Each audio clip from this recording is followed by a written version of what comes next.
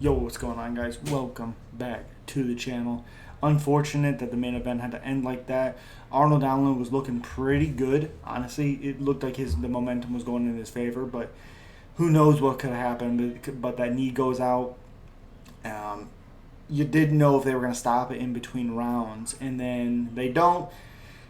Calvin Cater looks good. His knee looks good and all that. And then beginning of the second round, he goes to step as Arnold's coming in swinging, and he goes straight to the ground, and that is it. Again, very unfortunate to see that happen. Very, very unfortunate. Then we go to Christian Rodriguez. He looked really, really good against Joshua Weems, who had missed weight. Short notice fight. Okay. He looked decent in the wrestling transitions, to be honest, and then just got caught in an anaconda choke. So it was a great win for Rodriguez coming off the loss, his first loss in the UFC. And then Cody Durden just mauled Carlos Mota, hurt him in the first round, took him down, beat him up. Another big, big win for him. He's 14-4 now. Stevie Garcia is probably the shocker of the night against Chase Hooper. I I think I talked about in the breakdown and stuff when I was making my prediction was that Steve Garcia does have good punches. He has good combinations. He does hit hard. I just thought because of what happened in his last fight, I thought he would come in a little bit more timid enough for Chase Hooper to get a hold of him and at least ground him out for 3 rounds. And that's not at all what happened. He went in there and seen how tall Chase Hooper stood, and he stands real tall with his chin up in the air and hit him multiple times with left hooks. And he went down, I think, 4 times before he finished him. Again, only a minute, 32 seconds. And he knocked him down 4 times. He's now 13-5. So interesting to see what goes on with there.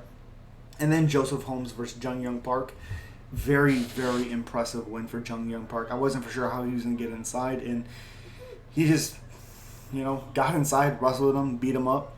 And that was it. It was pretty crazy, And then he kind of broke Holmes late in that first round. Or no, late in the first round, Holmes reverses the position, gets his back, does that, whatever.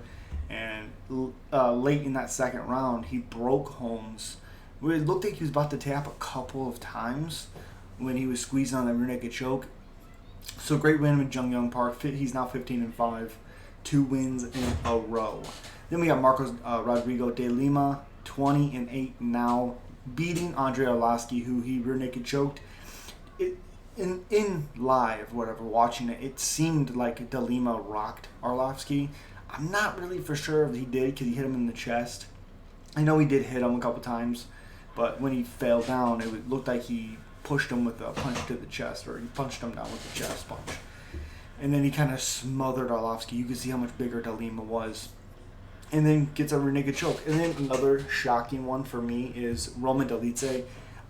We haven't seen finishes really from him. I know he has 2 now, or 3 now, but 2 coming into this, and the other one was he hit a knee in a clinch. Didn't expect him to do that with his punches. Little bit of weirdness in that fight because Phil Hawes' knee looks like it pops out, and Dolidze backs off a little bit and tries to see if the ref's going to stop it because his knee's out, and you could tell that really affected Hawes.